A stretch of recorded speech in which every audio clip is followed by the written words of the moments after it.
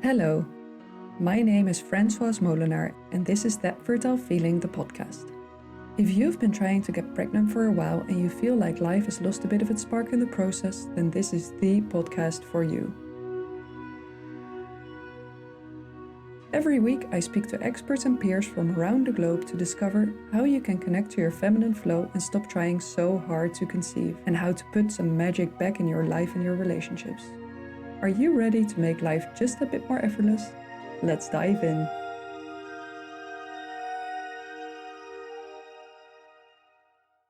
Hello and welcome to a new episode of That Fertile Feeling, the podcast. My name is Francoise, and I think this is going to be a shorter episode today.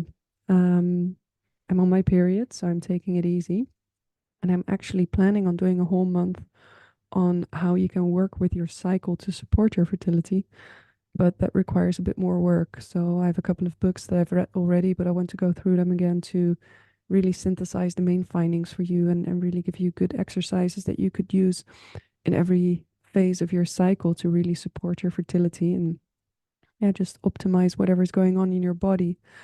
But that's, like I said, that will take a bit more time. So those episodes might come out next week or the week after.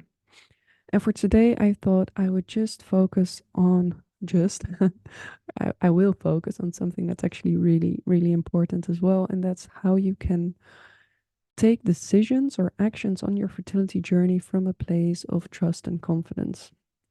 And it's actually a topic that really came up for me this week.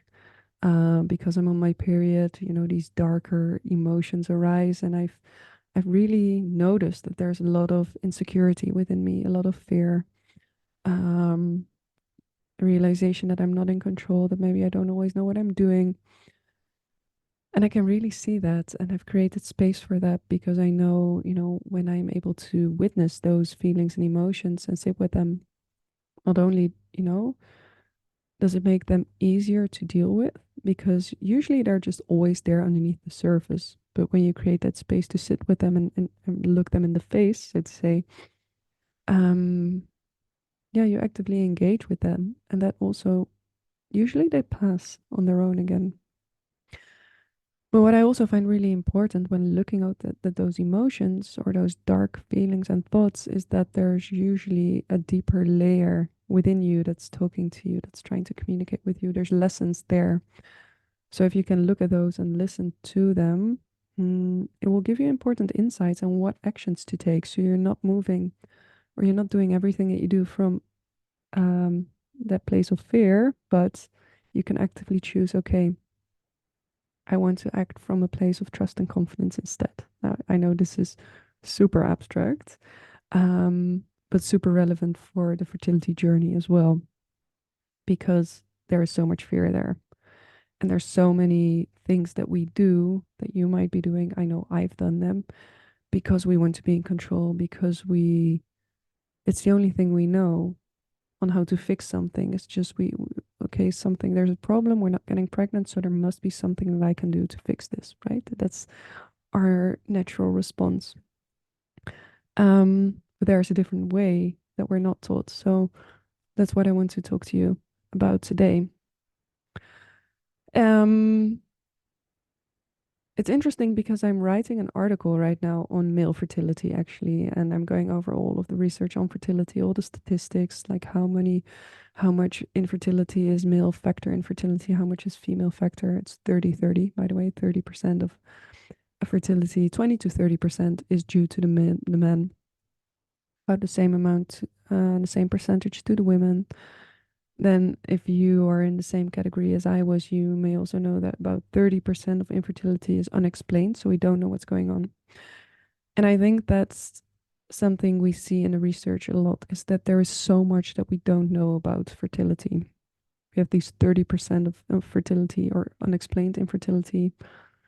Or when you lose a baby, no one can really tell you, why you lost that baby. So there's a lot we don't know, a lot that science doesn't know. And even in your case, if you're in treatment, it's not always possible for the doctor to tell you why treatment didn't take, or why you're not producing enough embryos, and why the protocol that works for one woman doesn't work for you. Um, and as a consequence, there's a lot of uncertainty. Um, and we are looking for that magic solution, like that one thing that will make a difference. It's as if we're looking at our bodies as a puzzle and we need to find that one piece of the puzzle that will get us a baby. So it's really easy to get lost in the research, lost in, finding all of these things that you could be doing to improve your fertility and working on that all the time and having all of these sort of rigid ideas about what your lifestyle should look like. And then at the same time, with all the research that I've been doing, with all the podcast interviews that I've been doing, there's actually also a lot that we do know. So on the one hand, there's a lot of um, uncertainty about fertility, and on the other hand, it's not rocket science. Your fertility is basically a mirror of your own overall health and lifestyle, and of your partner's overall health and lifestyle as well. So there are definitely things that you can do, right, to make sure that um, you're taking care of yourself, you're taking care of your body, and optimizing your fertility in that way. And things that we've discussed in the podcast are good nutrition, so just following the Mediterranean diet, some basic supplementation, moderate exercise, so not exercising too much or too little. Don't smoke, don't do drugs, don't do alcohol, get enough sleep. Sorry. Manage your stress in one way or another. You can do some yoga, meditation, breath work, and manage your hormonal health. So it can be through acupuncture. Recently, I've been talking about abdominal therapy as well. And one thing I'm doing myself at the moment is seed cycling. So I use these different seeds at different phases of my cycle to support my hormonal health. And then if you're in fertility treatment, of course, you have your exams. You do your exams as well, or the doctors do your exams to just check out your overall fertility status and see if there's anything that needs to be addressed there, and your hormonal health as well. So there are, of course, basic things you can do, but when I go through this list and you feel like I've covered most of the bases, like you don't have to have a perfect diet. You just need to make sure that you are getting good nutrition, and you don't have to, buy every supplement out there. Just a couple of basic supplements. Vitamin D is one. What's that? Fish oil. So you get the good fats is another one. Um, if you get some exercise in throughout the week, if you're not smoking, if you make sure that you get, enough sleep, those are basic things. So if you are feeling like, okay, I've covered most of these bases, maybe I could add some meditation, or maybe I could see an acupuncturist once a month. I mean, those are things you could be doing. But it's not like your entire life has to be dedicated to getting pregnant. And yet, if I look at my own journey, that is what often happens, is that we feel like everything that we do um, is affected because we want to do everything we can to get pregnant. And all of that doing then becomes so stressful. Um, you can really feel like a failure. So if you have these if you're following a very rigid diet, um, or if you just, you feel like you have to follow up on every piece of advice that you read online, and then when you don't manage, because of course no one is perfect, it can make you feel like a failure. So that's stressful. It's like not doing enough, the feeling that you are not doing enough, even though you're doing so much already. Um, Maybe you don't have space to enjoy normal life anymore. You feel like everything's been put on hold because you're working so hard to get pregnant. It's also really stressful. Um, and what's happening then is that the things that you are doing are not really moving the needle. So you're doing a lot of things, but they are actually might be having the opposite effect, where they're creating more stress and they're not helping you feel more trust and more confidence on your fertility journey. So I wanted to ask a question. Um, I do have an answer, but I think it's important to really look at this question first.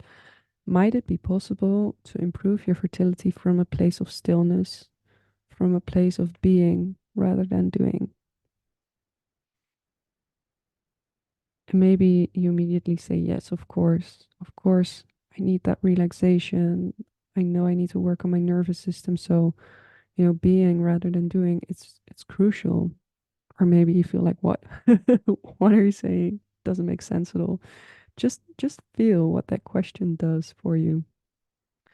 It might be super abstract, so I wanted to share a story from my own fertility journey where I really had to look at if I could be if I could trust that doing nothing might actually help me more than doing something. Something I shared on the very first episode of this podcast as well. Because that was actually when I was getting ready for a transfer, an embryo transfer. We had our first son already in 2020. So at the start of 2022, he was he was over a year old by the time. And I thought, okay, 39 now. We want to have more kids. So we have some embryos left, frozen embryos. So might be good now to call my clinic and see, what we need to do to set up a transfer. And I wasn't like really feeling even that I wanted to start straight away, but I just felt like, yeah, it might be good. I'm 39. I'm getting old. Let's call them and see what's the deal. So I gave them a call, and this was still in the midst of COVID, right?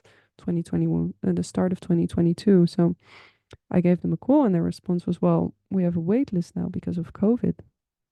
And that threw me off. Like I said, I wasn't even thinking that I wanted to have the transfer straight away, but they told me they had a 6-month wait list, and then the fear just hit me. I thought, I'm 39. I'll be 39 and a half by the time, we the wait list or we get a spot for that transfer. I don't have that time. I need to do this now. And I remember I was crying on the couch. I was so stressed out, huge panic, calling my husband crying, like, oh no, there's this wait list. It was just very, very intense. Um, and then I took a step back and I thought, okay, what is it that I'm doing right now? Because I was already Googling their clinics in the Netherlands and seeing if there was a clinic that didn't have a wait list. And I saw there was one in like the northeast corner of the country. So there would be a 3-hour drive to get there, which for American standards is not that much, but for Dutch standards, it's like a trip around the world. Um, and I was like, okay, I can call them and see if I can, move my embryos there and we do the treatment there or the transfer there. Very much in this sort of panicked state. Then I realized, wait, what am I doing? Taking a step back and seeing, okay, fear has taken over. I am no longer in control of this process because my clinic told me that there's no availability at the moment. And so my immediate response is to say, okay, I'm going to take charge. I'm going to find a place where they still do transfers. I'm going to get my embryos there. I'm going to set up the appointment. Doesn't matter if we have to drive 6 hours, back and forth to get there. Um, let's get this done. And the moment I saw that I was acting from a place of fear, I realized I had a choice there. I could be, I could continue to act from that fear, and that was going to affect my fertility journey, my fertility experience, because then the next couple of months would be all about trying to regain control, trying to make sure that things happen on my timeline. Um, so there would be a lot of driving involved. It would have been a place of constriction. If I feel it in my body now, wanting to be in control, there's so much tightness then that happens. Um, and I took that step back and I said, is this what I want to do right now? Or do I also, and it's all driven by that fear that I'm now 39 and that I'm getting too old. So do I want to have that fear drive my fertility journey, or do I trust that things will be okay, will turn out okay for us? And I scanned my body and I could really feel, yes, there's a place of trust as well, a place of trust and confidence. If I really listen to my body is telling me it's okay. We can wait. We can choose not to have the next couple of months be like highly stressful and mainly focused on this, we can just go with the process, with the flow, wait for that spot to open at my own clinic, which is like a 5 minute bike ride away. Um, and we decided to do that, to just say, okay, we are going to stay with that place of trust. It was a very different journey because over the next couple of months, I was just waiting. So I was working actually on getting this podcast out, first episode. Just life. I was just living my life. And then I think it was after 2 months already that my clinic called me and told me that a spot had opened up for us. So all of that worrying, all of that fear, all of that I'm getting so old, it would have created a completely different journey, a completely different fertility experience. And now I was able to get back to that state of just surrender, of confidence, living my life and waiting for the journey to unfold itself. And I know, like, this is just my case. If you live in Alabama at the moment, with the court decision on embryos being humans and no one doing procedures, I think they just started them again, but you know, totally different situation. And I can really see that there's, even tuning into your body, you feel like, no, this fear is valid. Other people are going to decide over my access to my embryos, and I'm going to move them out of state. I mean, it's not that there's one solution. It's about, with every step on your fertility journey, taking that moment to say, okay, I want to do something now. I want to, I don't know, see a new specialist. I found this research online that I want to act on. Just really going within and feeling like, does this come from a place of trust and confidence? Trust and confidence that this is what I need to do right now, that this is what is best for me and my fertility right now. Or is it fear? Is it driven by fear because I'm getting too old, because um, I don't want to be left behind without kids? So much of what we do comes from a place of anticipatory regret. That's the scientific term for it, psychological term. So you do something because you don't want to regret not having done it later. So you want to do everything you can now to have that baby, so you won't blame yourself later on for not having tried everything. And it's easier said than done, but really, really feeling into what's right for you, it changes your experience. And that's where we get sort of in. It's always a bit difficult to really prove that scientifically, but we know that there's a big link between stress and fertility. So the research that is there does show that, if you make sure that you keep coming back to that place of surrender, of trust, um, that's going to affect your nervous system, that's going to affect your hormonal health, that's going to affect how your organs function. So it is it's easier said than done, and it's crucial. I would say this is one of the most crucial parts of your fertility journey, is really working on that mindset, working on how well you feel, how nourished you feel along the way. And this is something that I do with my clients all the time. So if they're going in for treatment, it's something I did for myself as well. Like, for the longest time, I didn't do IVF because I just resisted it. I felt so much resistance in my body. And I didn't start IVF until I felt a full body yes. Like, okay, this is really the right step for me right now. And that's also meant that in the process of IVF, it wasn't that hard for me. And I was lucky because I got pregnant, of course, but also I wasn't resisting it. And so that made a huge difference in my experience from before. Like, during my inseminations, I completely hated it. And then it was also really, really hard to go through that. So, with my clients, even with IVF, we'll investigate, like, if it's not a full body yes right now, what is it that you need to get to that full body yes? What is it that you need to do for yourself now to make sure that you feel nourished, that you feel supported, and that this is something that you do from a place of trust and confidence? And it starts by just feeling into the things that you're doing. Are you doing them because you're motivated by fear, by thinking that this is just what it takes, or is there a real desire for that step, for that thing?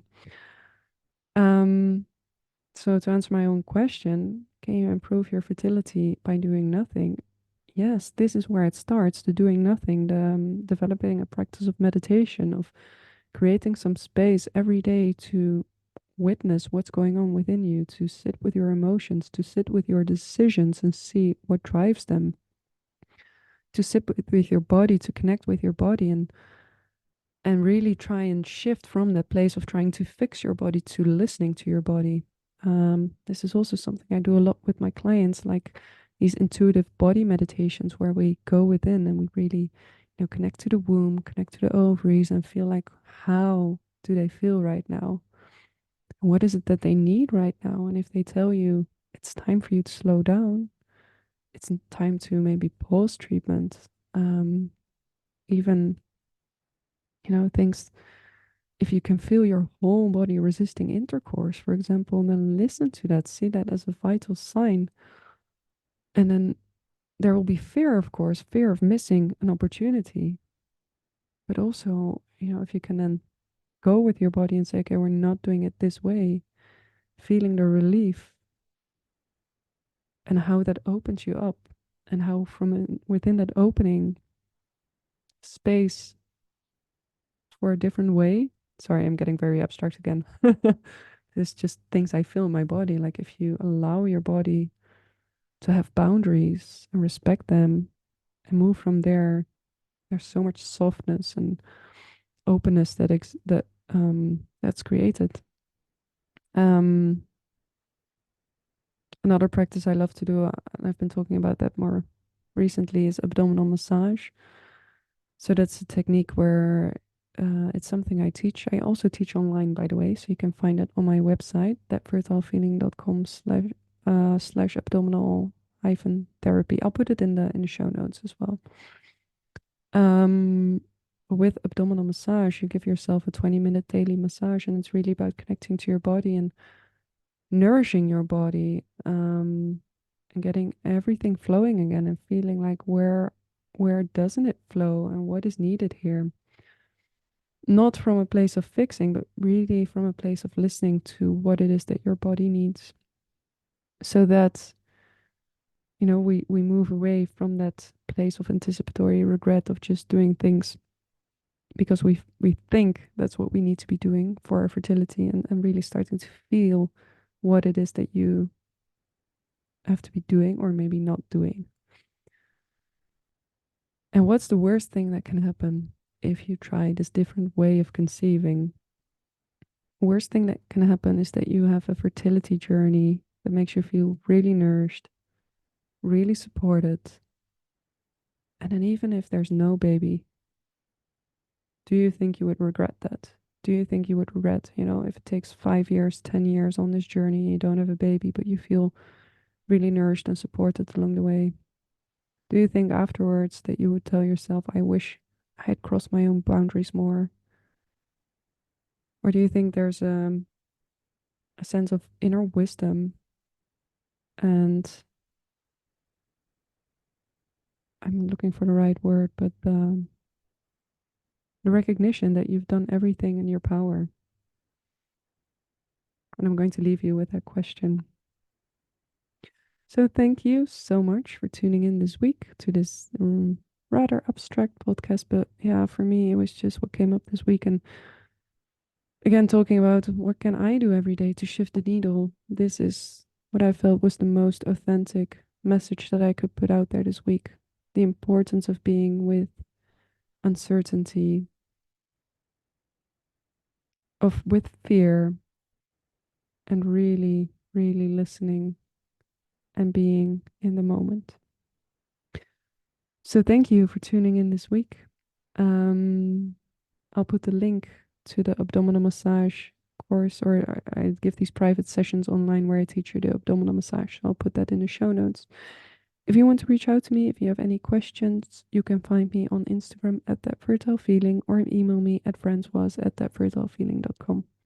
I always love to hear from you, and I always get back to you, and hope to see you back next week. Bye bye. Thank you for listening to That Fertile Feeling, the podcast. If you like what you heard, then please head over to your preferred podcast player and subscribe to the show. It would also be great if you could leave a review and rating so that other listeners can find the show easily. And if you think that anyone you know could benefit from the materials on this show, then go ahead and share it with them. It would be much appreciated. I look forward to seeing you again next week. Bye, love.